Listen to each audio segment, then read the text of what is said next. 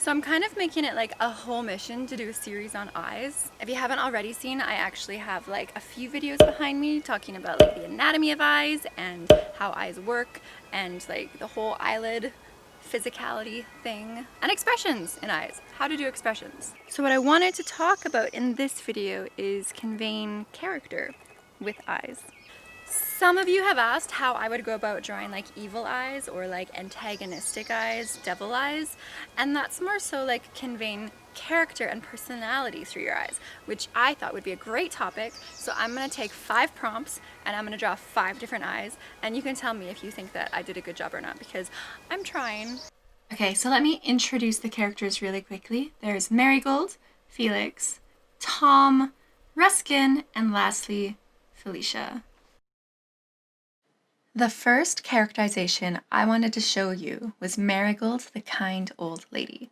With that description, there's a few things that I'm going to keep in mind for her eye design that are pretty important.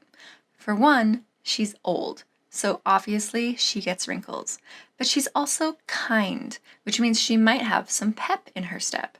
So to portray that, instead of emphasizing downward curves as I might do with another tired, older character design, I'm going to make her eyes appear slightly youthful by giving them an inclined angle as well as eyelashes.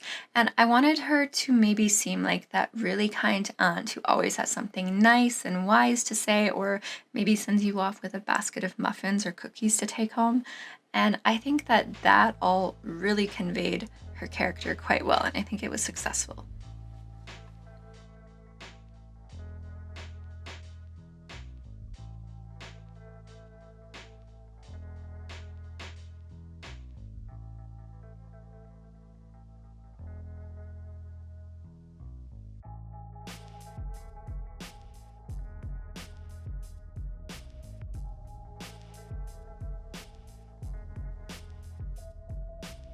So what I want to keep in mind for Felix's character is his eyes are perhaps half-lidded or looking at things through half-lidded eyes, and perhaps he is always looking at the corner of his eye as well because he always has his eye on everything going on. But to portray a cunning or a sly person, just narrowing the eyes makes them appear more calculating. It's as if they're judging every situation around them very carefully and like every outcome that could possibly happen. So angle the eyebrows as well to make them look more discerning, and it'll even add to that like sharp image that makes him look like he's smart.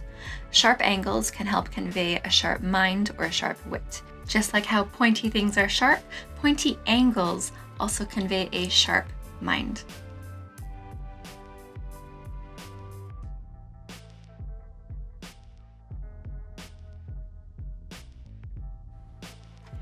Next up, we have Tom, the innocent young Tom. This one is pretty self-explanatory, but I'll go through it with you anyway.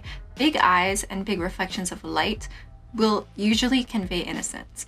So do eyelashes. And young children often have very heavy eyelashes.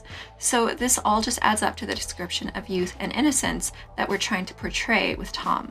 Even in his eyebrows, I mirror those rounded shapes. And in the nose too, you can see I'm rounding those shapes. Round, round, round. Like, I'm sure you can sense there's a pattern here. And that's the essence of characters who are youthful and innocent.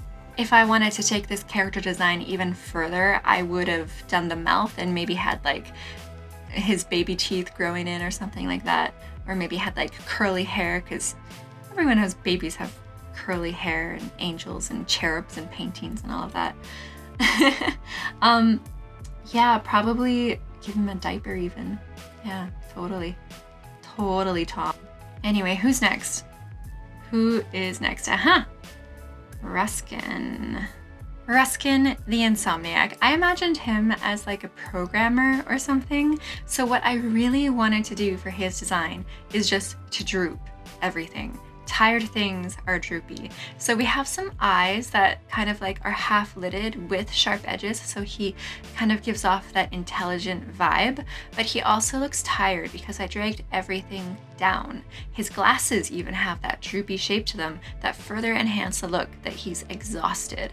And I want him to be the type of character I would make sure was always holding a mug of coffee with him or something.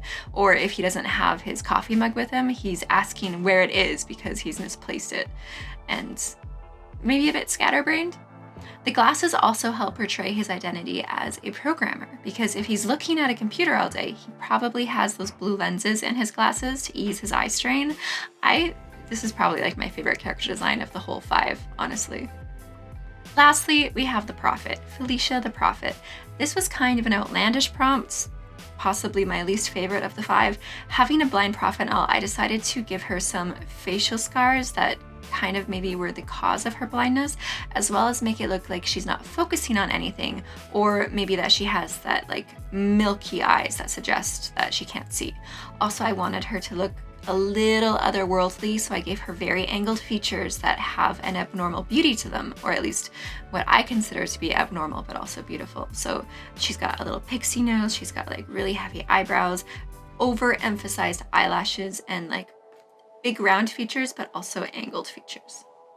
And if I was going to go further with her character design, I would probably give her like some braids and like maybe tie some trinkets into her braids, give her a bit of a huge scarf and like dangly things.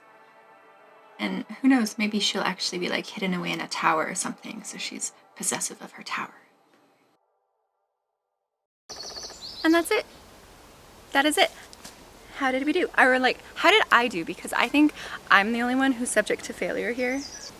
Remember that eyes are the window to the soul. So you should always use eyes as part of a key element in your character design. Hopefully you liked this video. If you did, please hit that like button, that little thumbs up button down below. If you're new here, then feel free to subscribe and we can chill every week when I release a new video on YouTube. Adios.